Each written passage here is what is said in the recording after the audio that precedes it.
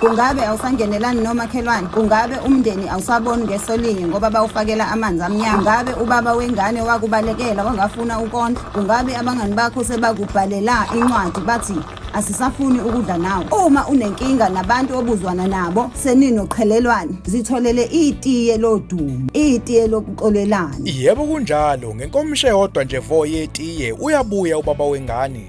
Wena vana umthumele nje umyalezo uthi let's have tea. Masumenzela nali itiye lokuxolelana. Kuphinde kube mnandi ekhaya ngathi akaze kwenzeke lutho. Aligcini nje lapha ngokuxolelanisa abantu kuphela, liphinde livule nenkungu emehlweni. Ngeke uze uyithenge into expire mawuphuza leli tiye lokuxolelana. Imtitilizo yendathane yaleli tiye isiyatholakala ezitolo eziseduze nawe. Liphuzwa lishisa, zitholele elakho nawe. Ungaphuthelwa, xolelana nobaba wengane kungaze kufike ivalentande.